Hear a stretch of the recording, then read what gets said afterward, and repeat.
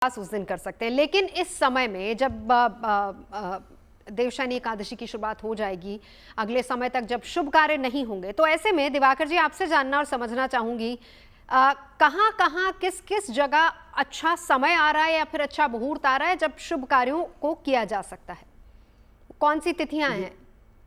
देखिए, इसमें जैसा कि प्रतीक जी बताए हैं, बहुत अच्छा बताए हैं कि कुछ कार्य नहीं होंगे, बहुत सारे कार्य होंगे।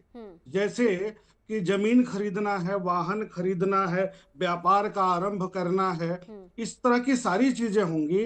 विद्यारंभ भी है कहीं कहीं पर, ऐसा नहीं है। लेकिन नए शुरुआत में अगर किसी नवागत है, नया बच्चा है, उसको विद्यालय भेजना है, वह कार्य नहीं होगा। लेकिन यदि आप कोई कोर्स करना चाहते हैं, चूंकि बृहस्पति उदित हैं, तो आप इस अवधि में, इस 4 महीने में आप कर सकते हैं। और इस 4 महीने में ऐसा नहीं है कि यह नकारात्मक अवधि है, इसको एक तरह से सकारात्मक भी लेना चाहिए। बिल्कुल। भगवान श्री हरि विष्णु जब भी इस 4 महीने में योग निद्रा में जाते हैं, इससे पहले हम क्षमा चाहेंगे कि हम चिर निद्रा बोल दिए, गलत था हमारा। लेकिन योग निद्रा में जब जाते हैं तो सकारात्मकता संसार में बढ़ती है, इसमें संदेह की बात नहीं है। भगवान शिव की आराधना करना है, माता दुर्गा की आराधना करना है, माता पार्वती की आराधना करना है। और बिल्कुल। इसमें ढेर सारे पर्व ऐसे मिलते हैं जिसमें माता पार्वती और भगवान भोलेनाथ की आराधना करनी होती है। तो सांसारिक वस्तुओं से संबंधित जो भी भौतिकता की चीजें हैं, उसके लिए यह समय बहुत अच्छा है। उसमें नक्षत्रों के अनुसार, तिथियों के अनुसार मुहूर्त दिए गए हैं, बिल्कुल। जिसमें अगर आप देखेंगे तो महीने में 10 से 12 मिल जाएंगे, जिसका जिक्र यहाँ पर अलग अलग हो पाना संभव नहीं है। बिल्कुल। फिर भी इन महीनों में चूंकि बृहस्पति उदित हैं, तो आप शुभ कार्य करेंगे कुछ कार्यों को छोड़ करके। जी।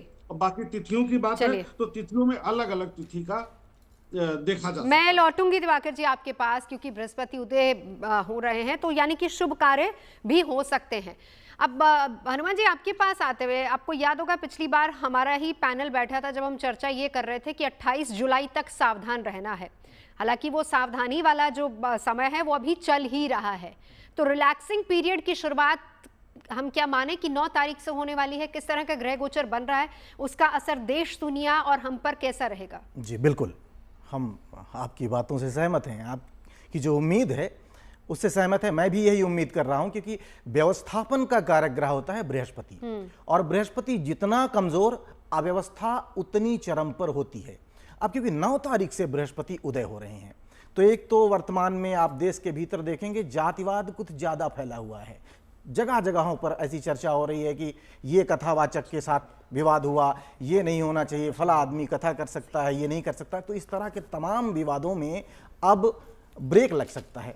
यद्यपि शायद ब्रेक लग सकता है ये शब्द बहुत उचित ना हो, क्योंकि पूरी तरह से ये जाम नहीं होगा, क्योंकि बृहस्पति अभी भी राहु के नक्षत्र में है। यानी कुछ कम हो सकती है इस तरह की चीजें। बृहस्पति राहु के नक्षत्र में है, तो परेशानियां तो रहेंगी, लेकिन बहुत हद तक अब लोग अपने विवेक से काम लेंगे। अभी जो ये अंधानुकरण चालू था कि इन्होंने कहा कि ऐसा हो गया, तो ये शेयरिंग तमाम चीजें, ये बहुत हद तक कम होगा। और इसके अलावा अर्थव्यवस्था पर भी सुधार होगा। और जैसा कि हम लोगों ने पिछले कार्यक्रम में चर्चा भी की थी कि बड़े उपद्रवों की संभावना है, तो 9 तारीख के बाद उन उपद्रवों में भी कमी आने की संभावनाएं बनेगी। अर्थव्यवस्था, व्यवस्थापन, कार्य क्षेत्र, शिक्षा, इन तमाम क्षेत्रों में सुधार होने से हम राहत की सांस लेंगे। ये एक सकारात्मक बिंदु है। ठीक है जी, एक बार प्रतीक जी आपके पास आते हुए मैं इसी को जरा देश और दुनिया से जोड़ूं। हनुमान जी की बात को थोड़ा आगे बढ़ाइएगा।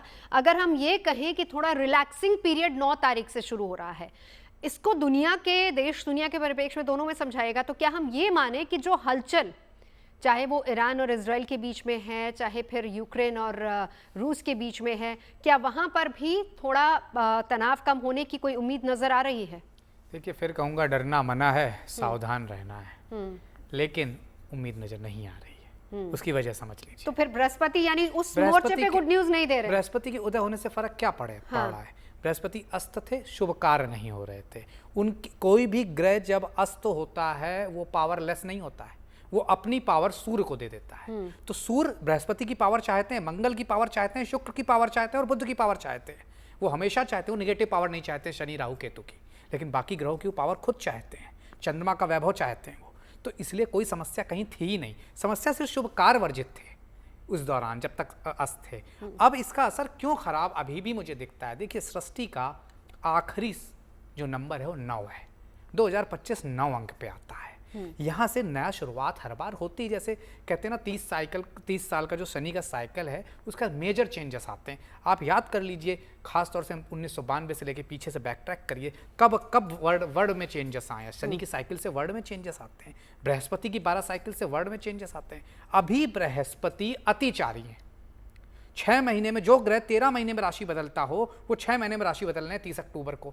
तो आप कैसे उम्मीद करते हैं, प्लैनेट ऑफ स्टेबिलिटी सूर्य और बृहस्पति हैं, और जो planet of stability Brihaspati total damage चल रहा है। अभी कभी अस्त हो जाते हैं, कभी राहु के नक्षत्र में फंसे हुए हैं, तो कभी अतिचारी हैं। उसमें अंक 9 जो कि सृष्टि का अंतिम अंक है, मंगल का है, जिसमें मंगल केतु की युति, और इस तरह की तमाम युति मंगल इस पूरे साल, ऐसा जनरली मैंने नहीं देखा, पहला साल मुझे काफ़ी 15-20 सालों में दिख रहा है जो मंगल इतने खराब रहे। पहली बार 4-5 महीने तक तो नीच के रहे हैं, उसके बाद वहां से निकले तो इधर फंस गए सिंह राशि के साथ। अब आप देखिए जनवरी से ये ताना बाना शुरू हुआ है और 28 जुलाई तक चल रहा है, 7 महीने चले गए। उसके बाद आप अगर एक्सपेक्ट करते हैं कि देश दुनिया में शांति आएगी तो ये गलत है, नहीं आएगी। बृहस्पति के उदय होने से, शनि वक्री होने से, शनि है आदेश लेने वाला ग्रह, जब वक्री होते हैं तो आदेश देने वाला बन जाता है, तो व्यवस्था बेटर होगी। जैसा कि पंडित जी कह रहे थे, जो जातिवाद फैला है, फला ढिका फैला, इसमें कमी आएगी, लेकिन स्थितियां जो ये युद्ध है ईरान इजराइल का हो, इराक भी इसमें आएगा, पाकिस्तान भारत का भी कुछ ना कुछ फिर से होगा, विद इन दिस ईयर होगा, और इस तरह की घटनाएं और जगहों पे फैलेंगी। तो हम जो बात कर रहे थे, दंगे, इस तरह की घटनाओं के चांसेस बनते हैं पूरे साल। 2026 से पहले राहत की उम्मीद मुश्किल है। लेकिन हम तो बात कर रहे थे ना, आपको याद होगा पिछली बार, हनुमान जी आपको भी याद होगा, हमने बात की थी कि 28 तारीख तक तनाव वाली स्थितियां हैं, थोड़ा राहत है, उसके बाद तो उस बीच अगर हम कहें कि 9 तारीख को अगर बृहस्पति उदय हो रहे हैं तो फिर इसका मतलब हमें कुछ तो राहत। बृहस्पति उदय सबके कारकत तो अलग अलग हैं सर, बिल्कुल ठीक कह रहे हैं भट्ट साहब की सबके कारक। बृहस्पति कुछ चीजों का कारक है, लेकिन अभी शनि की जो स्थिति है, राहु केतु की जो स्थिति है, तो अभी वैश्विक स्थिति में बड़ा जो है सुधार होता हुआ नजर नहीं आ रहा है। उन्होंने बोला शनि भी अपनी अंतिम राशि मीन में है, ठीक है। अब परिवर्तन होता है, पूरे वर्ल्ड में परिवर्तन होता है, इंडिया में नहीं पूरे वर्ल्ड में होता है। इस तरह की सारी चीजों की बानगी जो है वो 2025 देख रहा है, तो कहीं ना कहीं सफर तो करना पड़ेगा। हाँ, ईश्वर से यही प्रार्थना है कि ये 9 जुलाई में उदय, 13 जुलाई को वक्रता और 27 को मंगल केतु का अलग हो जाना, इससे राहत आएगी। लेकिन अगर आप ये सोचती हैं सब शांत हो जाएगा, फौरी राहत जिसको तो हाँ, फौरी राहत है, फौरी और 5 महीने जो अगले रहेंगे थोड़े बेटर रहेंगे, लेकिन स्थिति अभी भी गंभीर रहेगी। चलिए वान्या जी, अब आपके पास आते हुए फिर उसके बाद यहीं से हम चर्चा बाकी अपने पैनलिस्ट से भी करेंगे। अब मैं सीधा यहाँ राशियों की बात करती हूँ। अगर हम कहें कि आने वाले समय में जो इस तरह के परिवर्तन हो रहे हैं, कहीं ना कहीं जिसको कह रहे हैं कि फौरी राहत, तो एक एक राशि के बारे में, पहली 3 राशियों की अगर हम बात करें, क्या इनको राहत मिलेगी या फिर ये थोड़ा सा इनको अभी भी अलर्ट रहने की जरूरत है? मेष, वृषभ, मिथुन। देखिए, अभी ये जो ओवरऑल जो आपका ट्रांजिटरी चल रहा है, इसमें जो है कुछ पर्टिकुलर राशियां, जैसे अगर हम सबसे पहले हम मेष राशि की बात करते हैं, टू एन एक्सटेंट राहत मिलेगी। जो डिस्कशन चल रही थी उसी की कंटिन्यूटी अगर मैं रखूं तो, क्योंकि मंगल का साल है, इस तरह के इवेंट्स जो हैं वो आपको अभी आगे भी होते मिलेंगे, आरंभ से अंत तक। 9 है, कंप्लीशन का नंबर ज़रूर है, लेकिन साल के राजा जो है वो भी सूर्य, मंत्री भी सूर्य है, तो कहीं ना कहीं आपको अभी भी fire accidents, air crashes, political चीज़ों में जो है उथल पुथल आपको मिलनी है।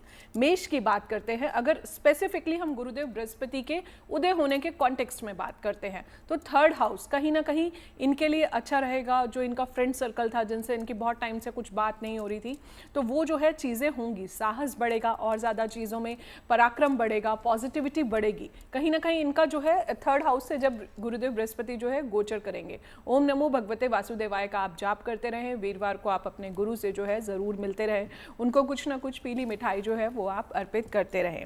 वृषभ राशि की अगर हम बात करते हैं, 2nd हाउस, कहीं ना कहीं गुरुदेव बृहस्पति जो है आपके 2nd हाउस से गोचर करेंगे, तो आपकी लाइफ में आपका जो फिनेंशियल स्टेबिलिटी है, जो फिनेंशियल स्ट्रगल जो है वो आपको आ रहा था, तो कहीं ना कहीं आर्थिक चीज़ें जो है आपको, फिनेंशियल अबंडेंस, कहीं ना कहीं से भी अचानक से आप देखेंगे कि आपको फैमिली से कुछ ना कुछ फिनेंशियल सपोर्ट जो है इस टाइम पर जो है आपको मिलने लगी है। ओवरऑल आपके लिए ये जो परिवर्तन है ये कहीं ना कहीं कंपैरेटिवली अच्छा है। मिथुन राशि की अगर हम बात करते हैं तो गुरुदेव बृहस्पति जो है ऑलरेडी जो है आपकी राशि में ही चल रहे हैं, तो कहीं आप बहुत टाइम से अगर आपकी मैरिज नहीं हो रही थी तो आपका जो मैरिटल स्टेटस जो है अभी जो है बहुत हाई प्रोबेबिलिटी होगी कि आपकी शादी जो है हो सकती है। हेल्थ आपकी जो है काफ़ी अच्छी रहेगी, हेल्थ की आप ज़्यादा टेंशन मत लें। ये वो गोल्डन पीरियड है जिसको जो है आप जो है इसको एनकैश करें, मैं कहूँगी ये जो टाइम है, क्योंकि अतिचारी भी हैं गुरुदेव बृहस्पति और मल्टीपल टाइम्स इन डिफरेंट राशिज,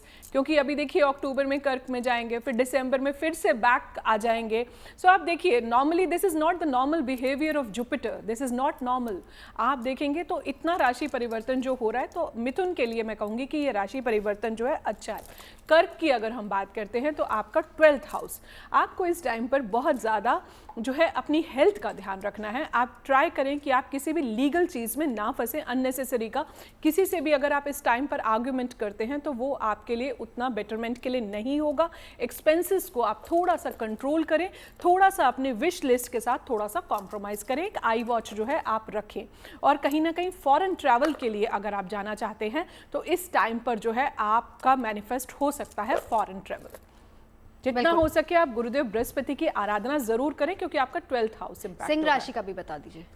ठीक है, सिंह राशि की अगर हम बात करते हैं तो गुरुदेव बृहस्पति जो है आपके 11th हाउस से गोचर करेंगे, जो कि लाभ का जो है घर है। तो सिंह राशि के लिए ये जो टाइम है, जो अभी जो है मंगल केतु की युति जो है बनी हुई है, थोड़ा सा टफ है, थोड़ा सा आपको केयरफुल रहना है। लेकिन 16 जुलाई के बाद जब सूर्य का राशि परिवर्तन हो जाएगा, गुरुदेव बृहस्पति उदय हो जाएंगे, so it will be a great sign of relief. आपके फिनेंशियल्स जो है आप देखेंगे आपको धन का लाभ हो रहा है। आपको आपके बड़े भाई बहनों जो आपकी एल्डर सिबलिंग्स हैं उनसे जो है आपको काफ़ी ज़्यादा सपोर्ट मिल रहा है। आपकी लाइफ में कहीं ना कहीं मॉनेटरी इश्यूज जो इतने टाइम से चल रहे थे, प्लस आपके हेल्थ इश्यूज भी चल रहे थे बहुत टाइम से, उससे भी जो है आपको थोड़ा सा रिलीफ मिलेगा। लेकिन फिर भी मैं आप लोगों को बोलूँगी कि आप 16 तक एटलीस्ट जो है अपनी हेल्थ का बहुत अच्छे से ध्यान रखें। फिनेंशियल मैटर्स आपके सॉल्व होंगे। ओम ग्राम ग्रीम ग्रोम सह गुरुवे नमः का अगर आप जाप करते हैं और विष्णु सहस्त्र नाम सुनते हैं तो आप देखेंगे आपकी लाइफ का ये पीरियड जो है आपको काफ़ी बेटरमेंट और फिनेंशियल स्टेबिलिटी देके जाएगा। तो चलिए 2 दिन बाद है देवशयनी एकादशी, लेकिन उससे पहले 2 दिन बहुत इंपॉर्टेंट शुभ कार्य आप कर सकते हैं। लेकिन उसके बाद कौन कौन सा ऐसा समय और कौन से ऐसे दिन बन रहे हैं जब आप कर सकते हैं शुभ कार्य, और क्या कुछ करना होगा आपको, ये सब आपको बताएंगे। अगर आप मुझसे जुड़ करके अपनी समस्याओं का समाधान चाहते हैं और चाहते हैं कि आपकी समस्याओं को ज्योतिष के माध्यम से सुलझाया जाए, तो आप हमसे संपर्क कर सकते हैं, जुड़ सकते हैं एस्ट्रो तक पर।